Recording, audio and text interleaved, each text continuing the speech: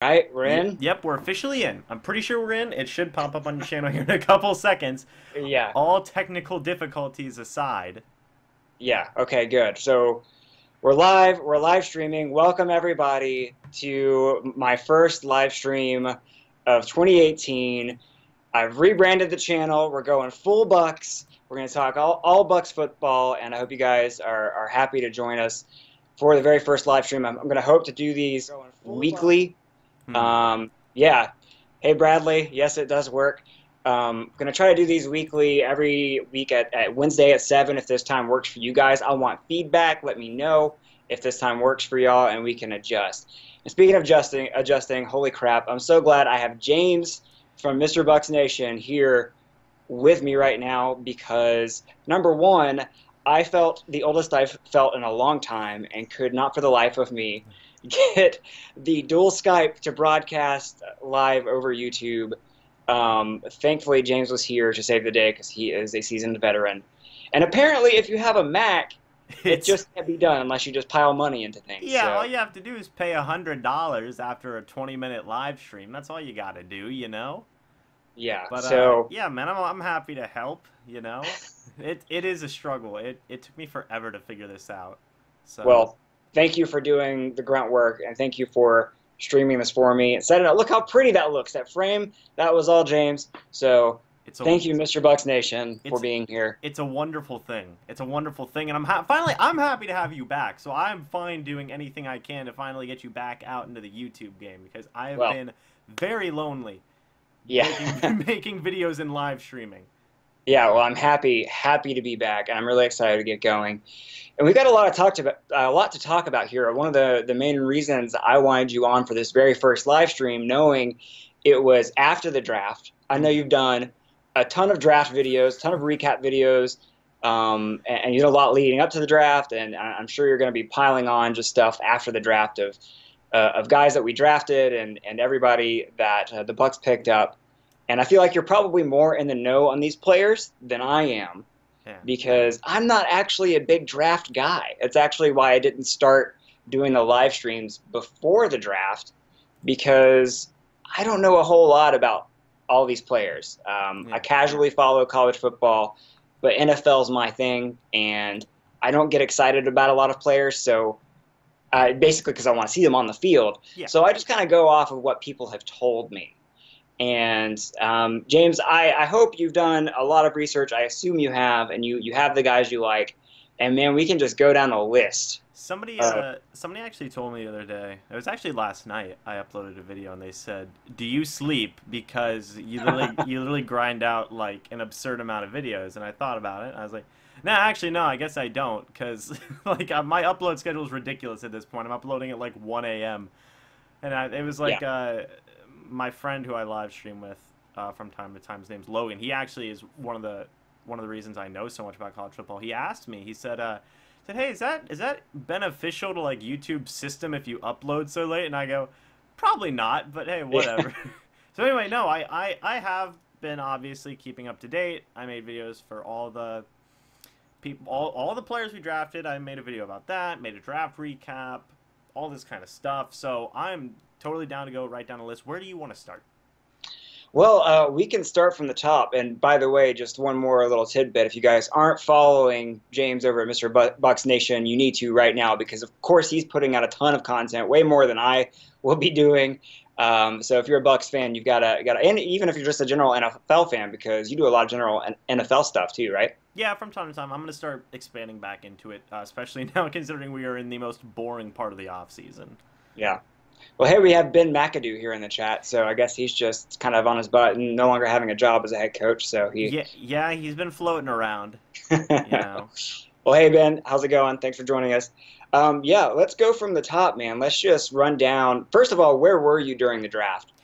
Okay, so I was at Buffalo Wild Wings in South Tampa, um, for the Bucks. Oh, I have a cup too.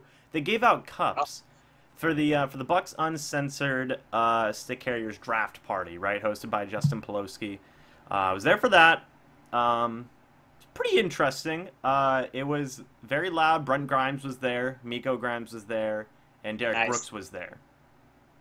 So I said hi to all of them. Awesome. Brent Grimes looked very confused the whole time he was there. So that was actually one of the highlights of my night because they were announcing something and Brent Grimes just looked shook the whole time. So that was funny, but that's where I was. Where were you? Why did you look lost up there? I mean, why do you think that was the case? I think Miko just dragged him to the event and he probably didn't want to go. And so You he know, it's just so funny. He seems very introverted, and I bet Miko does that a lot to him, just drags him out of the house. Miko's so extroverted and Brent is so introverted. So Yeah. he just looks so like all the time, you know. So I think that's what it was. But that's where I was. Where were you? I was actually sitting in a theater watching the Avengers fight Thanos in the battle over the Infinity Stones. Um, and actually, that was kind of a funny story. We ended up stumbling upon a promo code to get $5 tickets, and we were like, "Hey, let's go see Infinity War." We got excited for $5 tickets to see, this huge movie. And also, it was 3D too, so it's like, oh man, those are so expensive. Let's just find the earliest time we can. Bought the tickets, and then like 10 minutes later, I looked at the date again, and I'm like, ah, man.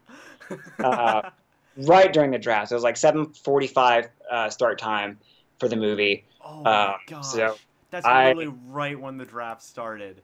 yeah, yeah. So I got YouTube TV. I got the free trial of YouTube TV because I know they have DVR capabilities and just DVR'd it. And then when we came home, after I was so shook for Yeah. from seeing that movie, I stayed up till like 1:30 in the morning just watching the whole draft, kind of skipping ahead to each pick, watching the Bucs trade down and like silently fist pumping, trying not to wake up my wife. And uh, yeah, Did so did that was you my experience. did you know at that point, like when you got home and you turned on your DVR to watch the draft, did you know what happened with the Bucks yet? No, I put my phone on airplane mode at the start of the movie and just went dark until the next morning. That So I just oh watched my, everything. the So self-control oh my yeah, gosh. I mean, like, I would have wanted to experience it that way too, but like even when I was sitting there, I was like I had to like restrain myself from checking Twitter, yeah, you know. Um yeah. I really wanted to know. When we got into the car, the radio, sports radio was already on. I turned on the car and I just heard the words Lamar Jackson, and I was like, no! Had to hit Get the button. away, stay So away. yeah, so it's like I knew Lamar Jackson was taken somewhere, but I didn't know until it was like the very end of the stream. So anyway, Hmm. that was my experience. Anyway, I still got to experience the draft like you guys did, just a little bit later, and the drama of Baker Mayfield getting taken first, and then kind of having that hope that there would be four quarterbacks taken before it even gets to seven, but then seeing Bradley Chubb taken, and then me being sad, and then as soon as he was taken, I'm like, Colts are definitely taking Nelson, and that's what they did. And so It was such an I've talked with you emotional. on your channel, James, of like for the first round, what I wanted to happen. Here's my board: Bradley Chubb, Quentin Nelson, trade down. Yeah. I had a feeling Derwin James would be available to us if we traded down, especially to 12, He, if that's he, he where the Bills technically wanted to. was. Yeah. And sure enough, that's as it happened, as it unfolded. I'm like, here we go, Derwin James. Jason Line is a genius. He got extra picks, and we're still going to get who we wanted. And then they picked Vita Vea, and I was like, oh, okay. Yeah. Uh, I remember Scott Reynolds talking about him. That's a depth pick at number 12. Okay, but hey, we still got two more second round picks, so I was still okay with the pick. What did you think of the pick? Okay, so for me, me and you were kind of like texting each other a decent bit throughout like the 3 days that the draft Yeah. was going on, and we both absolutely loved the trade down. Yes. And obviously we'll explore what happens later on because Jason Light turned it into a lot. He turned pick seven into like four players. That's Yes. pretty impressive. And Hmm. for Vita Vea at 12, I was surprised. When I was at the draft party and everybody was doing this, I'm not an FSU fan, so everybody was doing the whole tomahawk thing. Um, uh, Wonderful. right? Yeah, it was like everybody there was going Derwin James, and this guy walks up to me, and he just leans in, and he's around our age, He's like around 20, 25. He leans in, he goes, I hate all these FSU fans. And I was like, and I just looked at him, I said, watch Derwin James not even be the pick. And I was Yes. joking. I was joking. I thought for sure that Derwin James was going to be the pick, and he's like, "Oh yeah, man, I want them to trade down again." And I was like, "I don't know, man. It's pick 12. It'll probably be Derwin James." And they said Vita Vea, and everybody went like it was just a second. They yelled for a second, and then it went dead quiet. Wow, And that's awesome. I was like, they were like, "Yeah," and then nothing. And I was like, "Holy crap!" I ran back to my booth and was sipping on some Pepsi, and I was like, dude, I'm hiding. I don't want to be in. I was like, I'm good. We sat in the corner at the time, so I was like, I'll be safe over here. I grabbed my friend who was a Patriots fan, and we hid. So, Yeah. Well, needless, as a Gator fan, I wish I could have been there to see the silence. That would have been very funny. everybody was just it was just awkward. It was just awkward. Nobody was expecting that. I certainly wasn't expecting that. Derwin James fell all the way to 17 to the Chargers, and Yeah. and like I love the pick. I love the Vita Vea pick because you know we I asked this Bucs media guy. His name's Ira Kaufman, and I was talking to him, and I asked him. I said, "Hey, what? What's going on?" And he said this is all about prepping for whenever McCoy leaves in a few years, and it's all about how crappy our defensive line was last year. And I was like, was our I said to him, was our defensive line really that bad, man? He's like, yeah, it was. Right. He was like, it was really that bad. And then I looked it up, and I think between Clinton McDonald and Gerald McCoy, they had half the sacks our team had. Two defensive tackles had half of our team sacks last year with 11, Yeah. 11 and a half or something. So that after I processed that information, I was happier with the pick, and we got 2 second-round picks out of it. So that was wonderful. Yeah. I liked it. Would you have taken Derwin there at 12?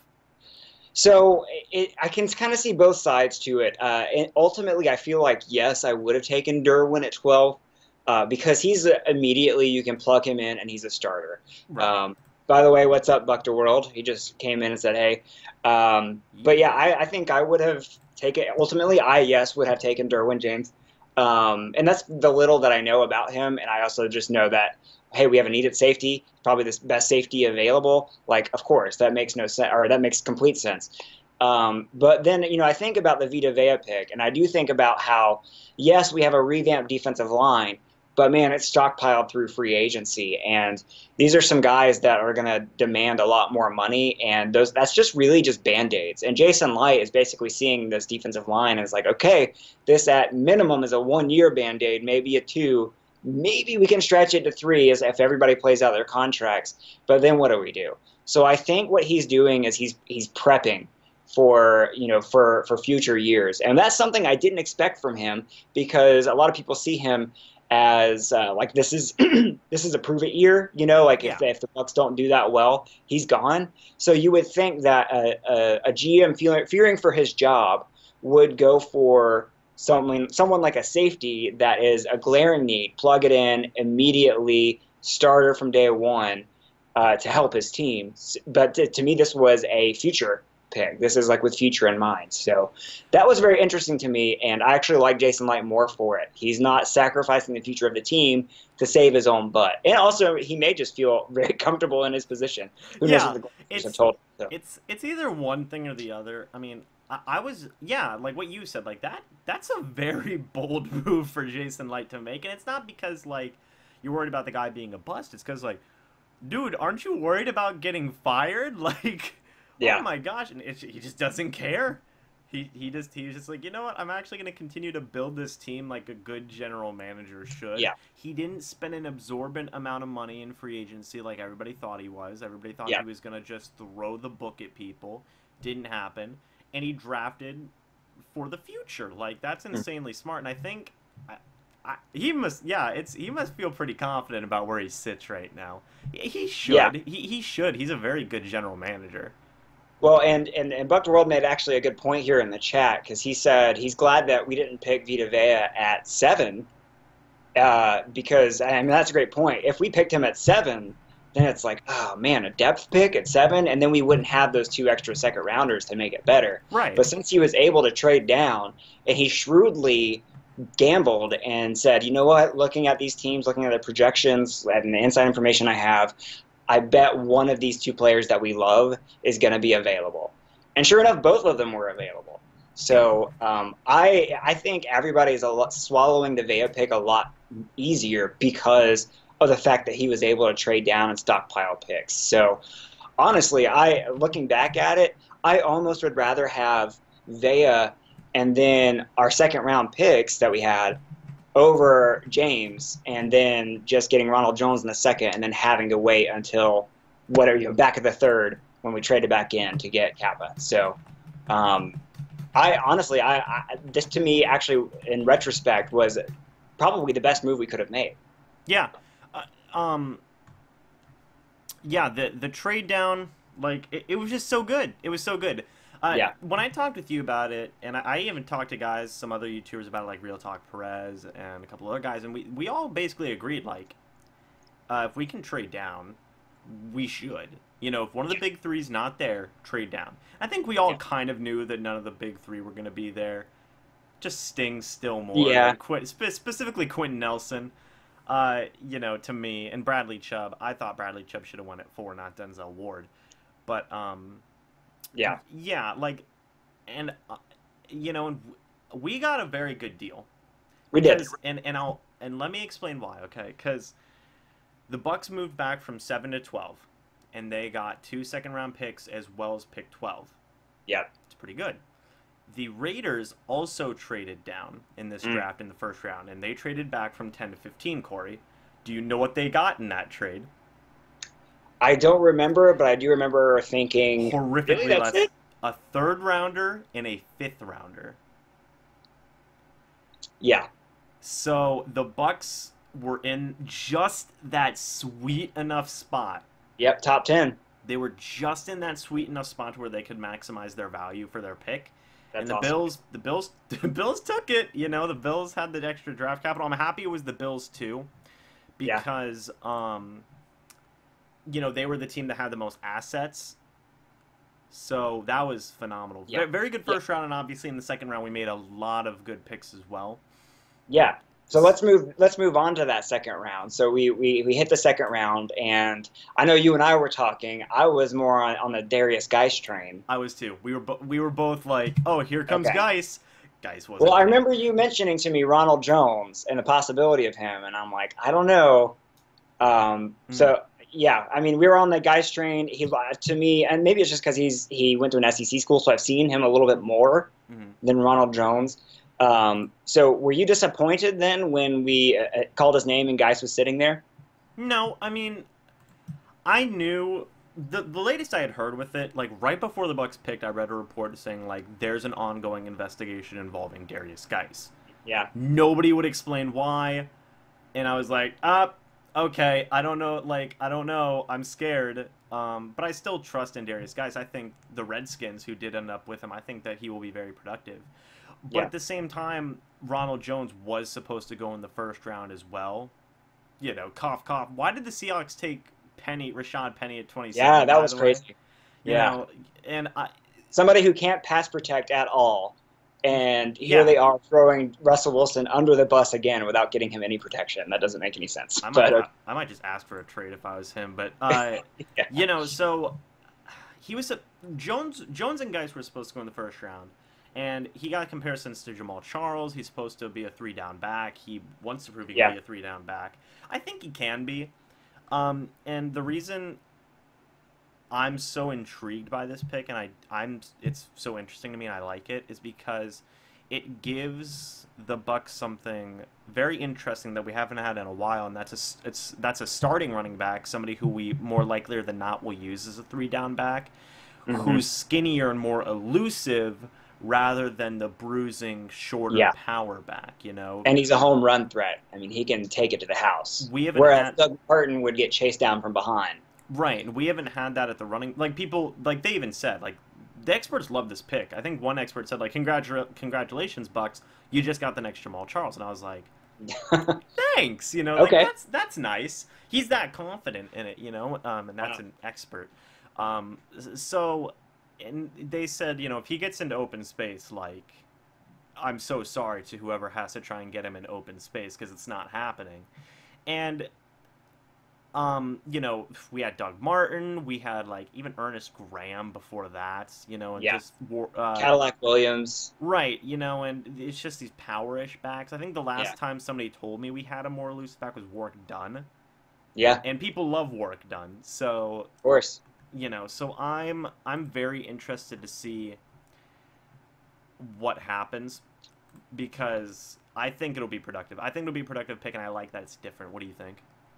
I like the pick too. I was a little hesitant on Rojo just simply because, like I told you, I kind of go based off of kind of experts I listen to Hmm. because I don't really know X's and O's as well. Yep. And one that I heard, it was actually a Dynasty Fantasy podcast where they were just slamming Ronald Jones and they're like, just stay away from him. And so that kind of put a bad, like, not taste in my mouth, but kind of just that, oh, I'm now looking through that A lens little when bit I of hesitation. yeah. And so I was on the Geist train, but then after we drafted Rojo, I started obviously looking at the highlights and looking at what he could do. And I'm like, dang, man. I mean, since we've revamped our offensive line too, he's going to have those holes. I mean, he's going to be explosive. Yeah. So I'm actually really excited now. And another point to that too is people were bashing re-signing Charles Sims, which we did. Was it on draft day or right before draft day? Yep. But kind of the bad thing about a lot of backs coming out this year is that they don't do a whole lot of pass protection and the passing game, etc. And Ronald Jones is kind of in that mix. Charles Sims, we know he can catch the ball, we know he can block. So I don't want it to ever be to the point that it was with Doug Martin, where Charles Sims, if he was in the game, we know they know we're passing. When Doug is in the game, they know we're running. Hmm. Hopefully, it doesn't get to that, but I feel like having Charles Sims on the team could help Ronald Jones grow because that was Charles Sims, like that was his strength. So hopefully, that will help propel the team rather than hinder it. And also, let's not forget Peyton Barber. I think keeping him as a spell back will be great. We all love Peyton. We just all know he's not a number one guy. So, Hmm. real quick, I'm going to go back to the chat here. Say hi to a few guys. Highlights NFL and NNFL. I don't know what the NNFL is, but say hey to you and hey to you and John Driscoll. Welcome back, man. Good to see you. Um, you say, I think Rojo is more diverse than guys. Well, we'll see. I hope you're right. Um, and also, Highlight said that Peyton and the RB we got, meaning Rojo, are going to be the next Kamara and Ingram, which I will take Yeah, any that's day. that's what I've been hearing. A lot of people have actually been saying that we got again we got a Kamara too. We got another Yeah. Kamara. Yeah. So, and then Hans Hansen, how's it going? He says, what do y'all think our 2018 record is going to be? I think let's hit on that at the end. Hmm. Because right now it's a crapshoot. I'm sure we'll just be kind of guessing at this point, but it's something fun to end on. Hmm. I know some of y'all are saying 16-0, 9-7. We'll probably be somewhere in between there. Real quick, as we get to the later picks, we can go a little bit faster. Let's hit on the other second round picks. So MJ Stewart was one that was seen by a lot of people as a reach. Yeah. Especially because he kind of was slated to either be like a safety or a nickel corner, somewhere in that range, but probably nickel corner. Hmm. What were your thoughts on MJ Stewart? So a lot of people thought it was a reach. A lot of people would have preferred Isaiah Oliver, who was still on Yeah. the board at that time. I know that. Oh my goodness, I can't remember his name off the top of my head. He was some cornerback that he went to the Panthers right before the Bucs. I think it wasn't Carlton Davis, was it? No, we got Carlton Oh Davis. yeah, we got Carlton. Oh my goodness, I can't remember now. Is Dante Jackson? Dante Jackson. Oh, okay. Dante Jackson got picked with the Panthers pick right before us, and I think if he was still on the board, we probably would have taken him. But we got MJ Stewart here. Versatile guy. Versatility is like the word that comes to mind when I think of him. Yeah. People say that he can cover. He's very good at covering tight ends. He's very good at covering running backs. He's like one of the. He was labeled to be one of the best, if not the best, nickel corner in this draft. Mm. And I know people will say like, ah, come on, getting a nickel corner with a second round pick, come on now. But we Yeah. fixed that in a like 10 picks later.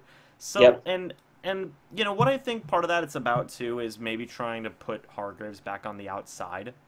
Yeah. And if not, if we do end up putting Carlton Davis there as well, the other cornerback we selected at the Mm. number 2, then that's going to be an awesome training camp battle. Because think about that. That is Yeah. a former first round pick versus a former second round pick Yep. for a slot cornerback job. That's pretty intense battling right there. I'm glad you mentioned that. I'm glad you mentioned Hargraves right there because what I've been hearing a lot of people say and pontificate is like, oh, we drafted Carlton Davis. Does that? I guess that cements Hargraves back at the nickel corner. Everybody's just assuming that Hargraves is going back there, but nobody's really making mention to the fact that like, hey, he actually after he was in the nickel and did really well, jumped back to the outside for a game right Yeah. before his injury and Yeah. was doing really well again, gained his confidence back.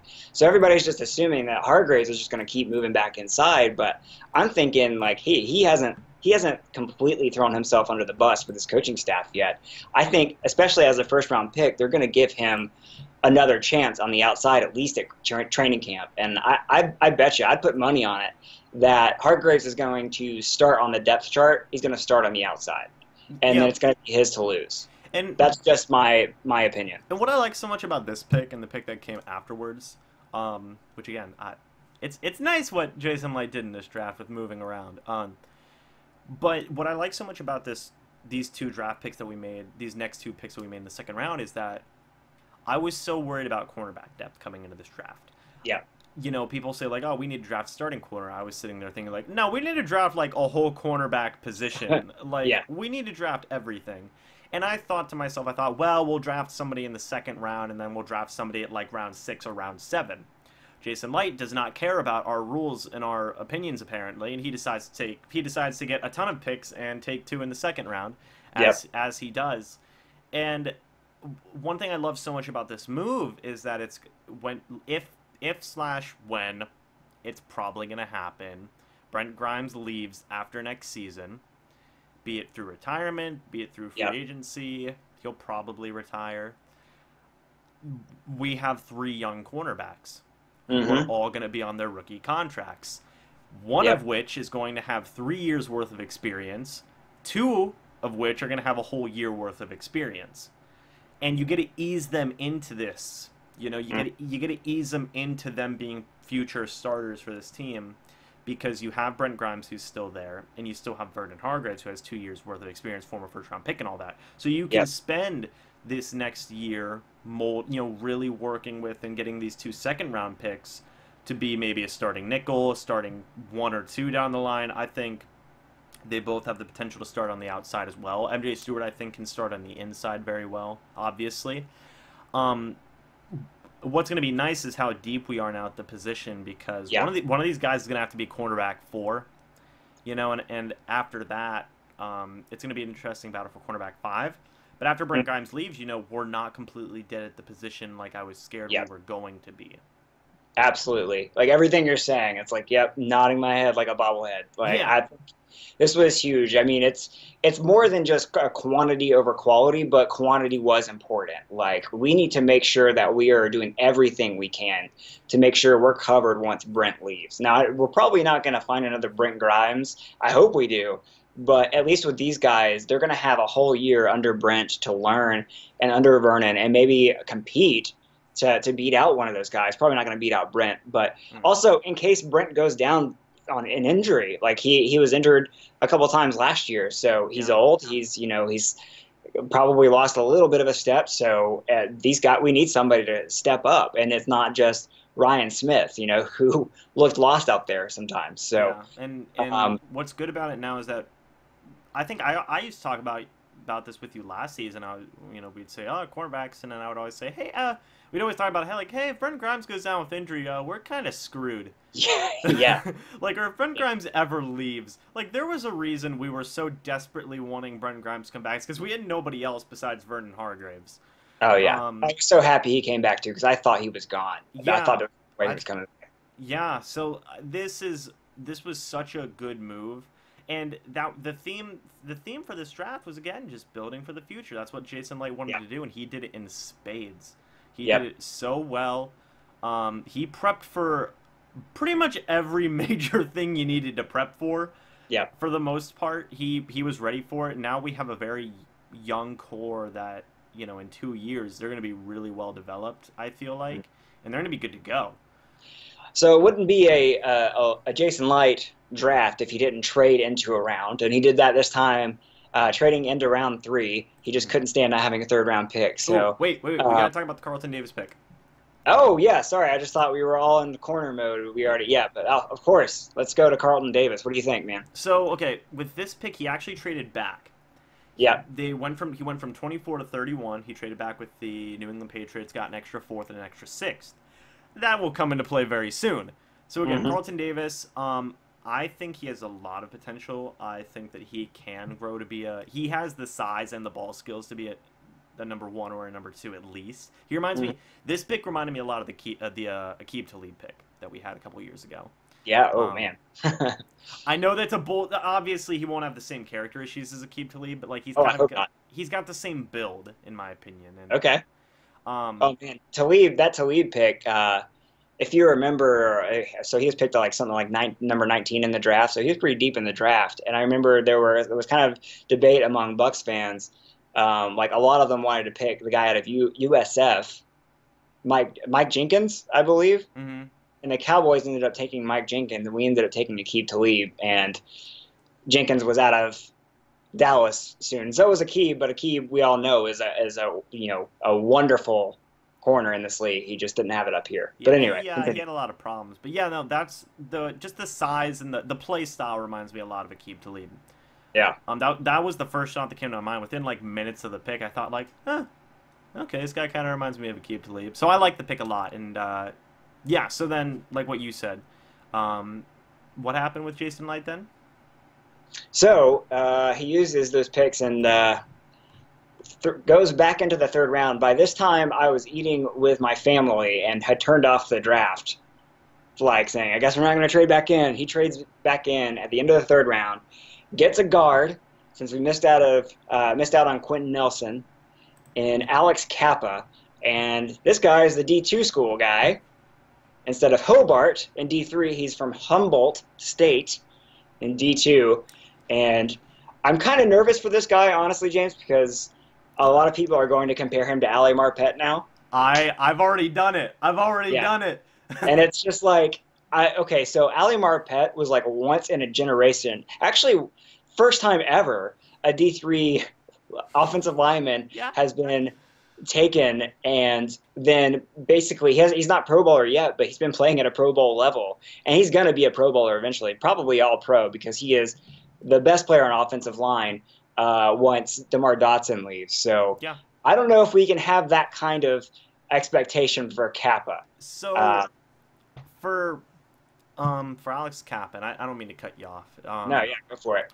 For Alex Kappa, okay, I've done a lot. I looked into this, okay? I looked into Okay. this one because I was worried, and yeah, you know how Jason Light loves to trade up for offensive linemen. He loves Yep. it apparently, especially specifically from Division Two and Division Three.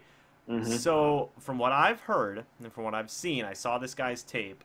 He is somebody described it. I think it was Mike Mayock. Mike Mayock described it as the nastiest tape I've ever seen.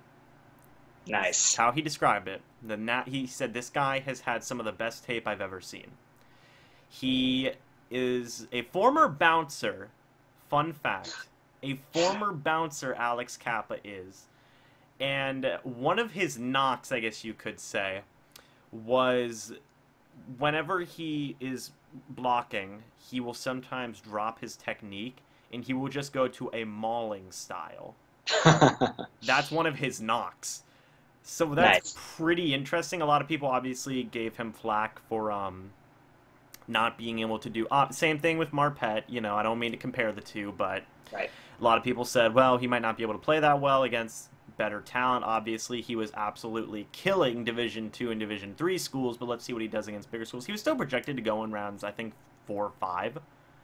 So if people do want to call this a reach, I don't know if it was that much of a reach. What's going to be interesting here is if he starts at right guard to start off the year. I don't know. But if he does, and if Sweezy can't go, because right now the word is that Sweezy can't go for OTAs, and he's still dealing with leg injuries and back injuries. And I wanted to ask you, have we seen? Because you would know this more than me. Have we seen Sweezy play in a game yet? Yeah, Sweezy. I mean, Sweezy played a lot of last year, didn't he? I don't think he did. I thought he sat out most of the Yeah. year. I think he sat out. If he did, it was maybe a game or two. But he played most of the time on the right side, next to Allie, and then we had the rotation on the left side between Pamphil and Evan Smith. Okay. Um, I think the problem with Sweezy that we've seen is that he still looked injured because he had that back injury that took him out his first year, and a lot of people were saying he lost his leverage because he's compensating with his back. So, Hmm. um, but I think the concern there is that he's never going to fully heal or fully be over that. Hmm. So, like you mentioned, like he's already going through some problems. So, that said, I do wonder, especially we've gotten rid of Kevin Pamphil, who I really liked. Um, I feel like if Sweezy's out, it's either Kappa or Evan Smith, and I'm not thrilled with Evan Smith myself. So, Yeah, uh, I think Evan Smith will slide into the backup center spot again, considering Joe Hawley went off to go do his yeah, crazy van adventures. yeah, Um, but I just looked it up. Sweezy, it doesn't give me anything for his 2016 season, but he did start 14 games last year. okay, yeah. So I just don't remember J.R. Sweezy. That's my bad. But Well, that's usually a good thing for an O lineman, but yeah, he didn't. I think he was overshadowed by the terrible play at the left guard spot. I mean, he was still poor, just not as poor as the rotation of Evan Smith and Kevin Pamphil. So, right. So anyway, but what I was gonna say, and I really like what the Bucs are doing with this offensive line right now. Um, I do want to see what a fully healthy Sweezy can do at right guard. So right now our offensive line, you have Donovan Smith at the left tackle position. I like Donovan Smith now. I've made my amends with him, but he can be inconsistent, which is why I love yeah. the move of moving Ali Marpet next to him because that takes off a little bit of pressure from him, and it makes his job easier, Hmm. kind of, sort of. And then with the Ryan Jensen thing, I like Ryan Jensen in the middle, and if you can slide in, be it a rusty J.R. Sweezy coming back from some injuries, or a rookie in Alex Kappa, you're sliding them right in between Ryan Jensen, who's the highest paid center in the league now, and has proved the last year was the top 10 center in the league, and then you have DeMar Dodson on the right tackle Yeah. side. When he's fully healthy, one of the Right. top 5 tackles in the league, right tackles in the league. So I think that's a good spot to slide them in because it really can ease them into their role. Because Yeah, that's true. if you put one of those guys next to Donovan Smith, I feel like they would struggle a little bit more. And that's not a knock on Donovan Smith. That's just kind of, it would be harder because they both have to. Donovan Smith, I'm sure, is still learning at the left tackle position Yeah. to a certain Well, degree. yeah, I love that he's going to be next to Allie this Yeah, year. yeah, Like, if ever there was a time, if ever there was a year for Donovan Smith to step up, it's this year because he's going to be next to one of his best friends and also, again, one of the best offensive linemen on this team. So right, he really has no more excuses after that. right. So I like that move, and I kind of like whoever you put at right guard now, they're going to be surrounded by very decent linemen in their own Yeah. rights. So Yeah. it'll take off that pressure, be it with Kappa or be it with um, Sweezy. I honestly Yeah. couldn't tell you who would win right now. If I had to make a guess, I would probably lean towards more Kappa. But Interesting. yeah, but that just depends on how healthy Sweezy is. If Well, Sweezy's healthy, I think they would start him there first. Well, let's keep an eye on OTAs and training camp because Right. one of the things about Allie was he stood out immediately and went toe to toe with Gerald McCoy. So if Kappa is able to do stuff like that and go to toe with not only Gerald McCoy but Vita Vea and Bo Allen and all these other D linemen that we've picked up, then we Honestly, have something.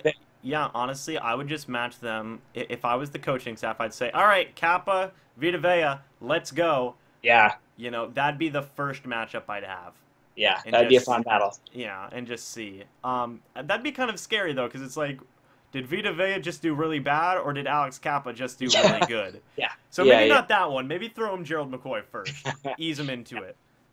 Okay, let's move quickly here because I don't want to go too much longer. Mm, But we did finally get our safety in the fourth round, and Jordan Whitehead. right.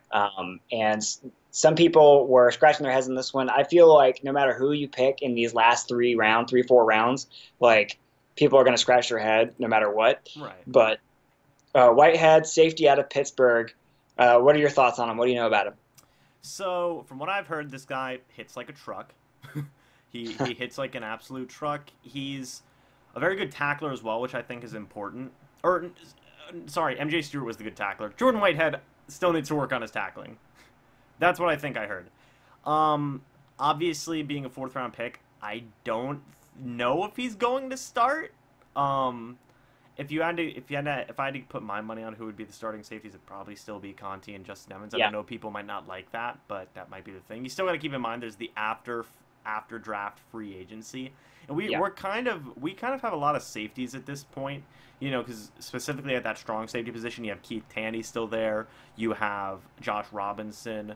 You now have Jordan Whitehead, and you have an undrafted free agent called Godwin Ijwebuik. I have literally been trying for 4 days to say that last name, and I'm impressed. he actually, Corey, was supposed to. A lot of people had him projected going in rounds 3 and 4, and he was an undrafted free agent. Why, I have no idea. Yeah, So you're kind of got the safety position right now is kind of a lot of question marks. There's not like any besides Justin yeah, Evans. There's not like a solid. All right, that's our guy. yeah. That's our Well, strong safety. yeah, I think what we can hope for at the safety position is a situation like when we drafted Quan Alexander.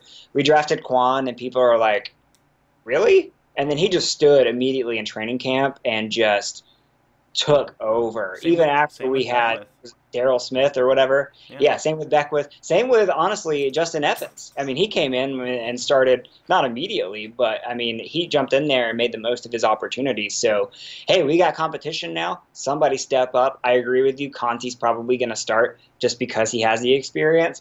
But I wouldn't be surprised to see him start being phased out as guys step up, or at least that's my hope. Not that I have anything against Conti, really. I think Conti gets too much flack. I think he is a decent player, and people want him to be an amazing player, and he's not that amazing player. For whatever reason, he's just one of those people that everyone hates, no matter how much you tell them they're okay. But anyway, so I'm hopeful that this year, either way, the Conti situation will resolve itself, and we'll have a good mixture of people in safety. And another thing is that people think we kind of ignored the safety position, but I'd say we did the opposite. I think what we did was we really bolstered our defensive line and our front seven to the point where, you know what, safety is not that much of a need anymore because we can have a little bit more leeway in the defensive backfield if our front seven's getting to the quarterback. And that's what we expect from these guys. So pouring all of that money and the picks and stuff into the defensive line, that automatically helps the safety position. So I think there will be room for us to experiment a little bit back there. At least, again, that's the hope. Yeah, we'll definitely have. I think there will definitely be room for experimentation. And honestly, it doesn't really matter who starts at safety because Mike Smith rotates everybody anyway. So who cares? Oh, gosh. Who cares? Like Mike Smith doesn't care about starters. He cares about rotations. Darn it! That's why I want somebody to step up like Justin Evans and Just just like, somebody, no, somebody cannot make him stop rotating, please. Yeah. Um. Well, okay. Sorry, we have to keep moving along here. Yeah. Let's do Justin Watson. We drafted a wide receiver, which everybody views as a position of strength because, we have Evans, we have Godwin, we have Djax, we have Humphreys, we have guys like Bobo Wilson in the mix, Freddie Martino. Do you view this guy as more of a competing for a 4 or 5 spot or a guy that could actually climb his way up to be a slot guy after Hump leaves? I absolutely, as of right now, my immediate thought is that yes, I absolutely see him competing for a 4 to 5 spot, and he honestly has the size and skill to be a future, future like 3 or 2. Cool. He's 6'3", 200 some pounds. He ran a 4.440. And he's a white guy, and it's just insane. First off, that's a 4.4440 6'3" white guy. That blew my mind. I remember even Deion That's Sanders was freaking out about it yeah, whenever it happened at the that's impressive. combine. And a lot of people pegged this guy to go to a team like the Patriots. They thought that he was going to be like Belichick's next steal, Yeah, and he went to the Bucs, and I like it. I think he's very much locked into that fifth wide receiver spot. It'll be very interesting to see what happens with our sixth wide receiver spot, be it Bobo Wilson, Freddie Martino, whoever it is. But the reason I loved this pick is because coming into this draft, I thought, well, yes, we have Humphreys, we have Deshaun Jackson, we have Chris Godwin, and we have Mike Evans. But you've seen in the past where injuries have happened, and suspensions can happen, whatever can yep. happen. Even Freddie Martino got some playing time last year, and Bobo Wilson got some playing time last year because of certain unfortunate circumstances. And I think Justin Watson really gives you a very good layer to this wide receiver group. And I thought, like, yes, you have four really good wide receivers, but your fifth and sixth guys are kind of lacking in a big way, in my opinion. And that's Yeah, not really a knock to Bobo Wilson and Freddie Martino in them, but I feel like you could have done better, and they, in my opinion, did a lot better here. yeah. Hey, Sean in the chat, uh, Austin says I hope he shocks everyone and takes wide receiver number 4. I hope that too, man. I hope again with all these guys, you're wanting to jump straight in and compete, and I think that's the kind of attitude that Light's going for here. So with his speed and everything, let me ask you this one more question about him real quick, James. Do you think his ceiling could be even in that number 2 slot? And I'm not saying that he would be better than Godwin. I'm saying that maybe he would take that kind of speedy receiver route, or is he not fast enough for that? I think he does have the ability to do that. Whenever, again, this is another pick alluding to this Jason Light building for the future thing, and it's not just involving Adam Humphries leaving. It Yeah. involves Deshaun Jackson leaving in a couple of years, depending on what happens with Deshaun Jackson. And I think the reason I like this pick too is, what if Deshaun Jackson just flops this year? Just Hmm. does awful. It just doesn't do very good. I think he'll do good, but what if he doesn't? Well, you have a buffer now. You have Yeah. Justin Watson there. You have Adam Humphries there, who you can sign to contracts. You have Chris Godwin there. You're still going to have Mike Evans. You still are going to have 4 serviceable wide receivers, even if Deshaun Jackson doesn't play. And then in 2 years, when his contract runs out, you're still going to have Godwin on his rookie deal. You're still going to have Watson on his rookie deal. You're still going to have Mike Evans on his monster deal. Maybe Humphries is still there, maybe not. I honestly couldn't tell you. He probably will be gone by then. But I like this pick because it does build for the future. I think he does have the ability to be as far as a number 2, and that's not a knock on Godwin. Yeah. I think Godwin is also very capable of being a number 2. I just think that they're both very capable for it, and I think that they both can fit that role very well next to Mike Evans and be very productive. Yeah. Awesome. Okay, so we've got our last pick here, a linebacker, another position of depth, Mm-hmm. Jack Sitchie from Wisconsin. What do you know about this guy? I mean, is he like Fun. challenging for like a Darius Taylor spot, or is he more of a camp guy challenging Riley Bulla? Like, where does this guy fit, or I where don't. could this guy fit? I don't know how much research you've done into this, Corey, but I did have to look him up extensively. Yeah. And fun fact with this guy is he has not played football since mid 2016. Hmm. He's been injured a lot, and a lot of people are actually calling this the biggest this pick. They're calling this pick. A lot of Bucs fans are calling it the biggest steal for the Bucs in this draft, and here's why: because Nice. a lot of experts had projected if Jack Sitchie would have continued to play, and he would have played this other year and a half that he was out, he would have been a 3rd-round pick. Hmm. That's what they projected him as if he would have continued to play. So Interesting. the big question mark with him is, can he get back to his mid 2016 form? And if he can, we have a 3rd, maybe 4th-round caliber linebacker on our hands that we picked up in the 6th, which is pretty good, especially with Kendall Beckwith being out, maybe to start Yeah. off the year with that freak car accident. I could honestly see him sliding into the starting left outside linebacker spot, at least to start off. That would be huge for a 6th-round pick. Right. Yeah, that would be huge. You obviously have Devontae Bond there as well, who they tried Yeah. to put him there, and it didn't go too well, hence the whole drafting Kendall Beckwith spot. They thought Bond was going to be the successor to Darrell Williams. Didn't necessarily happen. Yeah. So I think Jack Sitchy could be a guy who slides in at left outside linebacker while Beckwith's gone, and who knows, maybe he ends up being the starter. I couldn't tell you honestly. I think Beckwith will still be the starter, but this is a very good depth signing. I think that Adarius Glanton, guys like Riley Bullough, are still going to be there. Devontae Bond maybe might get pushed out of a roster spot. I do think Sitchy will make the roster. Um, and who knows, maybe a couple years down the line, if Levante David decides to leave for free agency or whatever, be it in like the next 4 years, we still might have a decent linebacker there in Sitchy. Yeah. I don't know.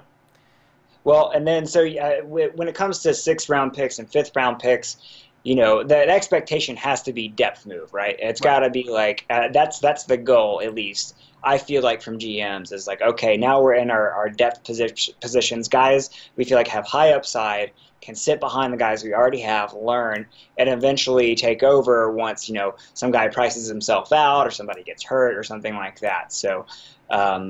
I did not know that about Sitchy, and so that makes me very interested. I might do a little bit more research on this guy. Yeah. If people have him projected as a third rounder and it was just he was hurt all year, I mean, that is a huge steal. The reason that they did project him so low, obviously, was because of he literally hasn't played football since mid 2016. But when I was watching the draft coverage, they said, this guy, he was supposed to be pretty decent, and he just hasn't played, so it obviously tanks his draft stock. But they still, think about that, he hasn't played football in a year and a half, and they still rated him as getting drafted. Yeah. That's saying something. Usually guys don't play football for a year and a half. You're pretty much done. Yeah, and totally. They still had him rated as a draft pick, period. That's incredible in my opinion. So this could end up being a very good steal for this draft. I do like the draft overall in general. So that means, I guess that leads us to the dumb trope that everybody has to do, the letter grade that you give the whole draft without seeing any of these players actually play in a Bucs uniform. How happy are you with this draft? So when I made a video talking about my Bucs draft review, I did give them a B+. And I still am probably going to sit to that grade as a B+. A lot of their moves might have seemed unorthodox from what a lot of fans' game plans were. Very unorthodox. This was very different from what a lot of this went very differently than what fans thought it was going to go. Yeah, drastically. Nobody thought we were going to get a defensive tackle in the first round or 2 cornerbacks in the second, and an offensive lineman in the third. People didn't really think that would happen. Maybe they thought, nobody thought that. So I thought for how against the grain it was and against the general consensus it was, I thought it was a very good draft. I thought that we got a lot of good depth, and and I feel like we got the best players available at certain positions, and I feel like that's what you have to do to be a successful team. You don't want to reach for needs. Yeah, you're just getting the best players that you think are going to provide for your team. Which, the John Gruden era was full of reaching for needs. And it's funny because it seems like he has been getting killed for his draft with Oakland. People hated his first 2 days. Yeah, just as much as we all wanted John Gruden, I think in hindsight, a lot of us are like, okay, I think we're good now. Yeah, I feel a lot better about the whole John Gruden thing. I was a big John Gruden supporter. Now that I've seen the whole draft thing, I'm like, oh man, he took 2 offensive tackles in 2 rounds. That's not good. So I like I like Jason Light's draft here. What do you think about it? I like it a lot. I mean, like I've said kind of throughout, I don't know these players as well. I don't know the talent, so I kind of just based on what I'm reading and everything. So I think I agree it's got to be in the B range. I think it'd be rare that I'd give somebody an A. But here's where I would break it down. It's like, okay, by looking at the players and what I know about them, okay, I would give the draft a B. But I give Jason Light an A+ for this offseason because I feel like he has played it masterfully. Just trading for JPP and the trade for JPP, and then acquiring picks elsewhere, trading down, moving up, all the chess pieces that he moved were honestly, I feel like best case scenario for this team with as many needs as we had. He's filled every single gap that we've had, and I feel like even when you think about safety, when you're like, okay, we don't have somebody to take over for Conti, that doesn't mean that might not happen. Yeah. And like I said before, we built the front 7 so well that the safety position might be upgraded anyway. So I feel like every single position got better.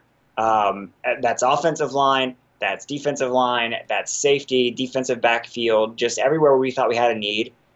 I feel like Jason Light swung for the fences, and I feel like he hit it as hard as he could. We'll see if it's a home run, but I love what I was able to see from this, and it was a very fun draft to watch. So He really revamped this roster throughout this past offseason. We yeah, have a new starting center. We have a new starting left guard. We potentially have a new starting right guard. We have a new yeah. starting running back. We have two new starting defensive ends. We have multiple new starting defensive tackles. We have Mhm. multiple new starting cornerbacks. We have potentially new starting safety. He'd really transformed this. Like, if you really break it down, and I might do a whole off season. I'd love to do a whole off season review with you about this. When you really break it down, like, Jason Light put in an absurd amount of work, like Yes, an absurd amount, just transforming this team, really getting as much talent as he could have humanly got. And I think yeah. that for this draft specifically, when everything was all said and done, Jason Light did what he wanted with his picks. He moved around the draft, and he still got all the players he Yep. wanted. He, And he did it. He did it all wisely. He didn't overspend for guys. He didn't overpay. We had the running backs that were getting these ridiculous contracts. He kind of stood pat there, depending on the draft, and a deep running back draft. People were slamming him for not getting a defensive lineman, and then suddenly he trades for Jason Pierre-Paul. So it's and just yeah, and he signs was Vinny Curry like the day after. exactly. So he was patient. He waited, and I mean, I've always been way higher on Jason Light than a lot of people have been, but I Oh feel yeah. like this proves that we need to keep him around as much as possible because he spends wisely. So anyway, we're pretty much out of time. Hmm. I wanted to thank you, James, Mr. Bucs Nation, for being here on my first live stream as I rebrand towards Buccaneers. Thanks for giving all your knowledge on the draft. Guys, check out his channel if you haven't already, Mr. Bucs Nation. He puts out so much content. And I know as a Bucs fan, I like to consume every bit of Bucs content that I can, podcasts and videos. James does a fantastic job. He has great insights, so check out, subscribe to his channel. Thanks to you guys joining in the chat. I almost said the draft. Adrian Go Bucks and Austin Egan and Dead for Life. I'm seeing a lot of repeat people. John Driscoll, you guys are awesome. I'm coming back here every week. I'm going to try every Wednesday at 7. Let me know if this is a time that is great for you guys. And if you're rewatching this live stream, let me know if a time works better for you. I want to kind of optimize things. If it needs to be later, if it needs to be earlier, we'll build it around that. And so this is kind of an experiment. Hopefully it'll get higher quality. Hopefully I'll figure out this whole situation. James was a huge help for the technical aspects of things. So it's only going to get better from here. So I guess I'll just leave it by saying go Bolts and go Bucks. There you go.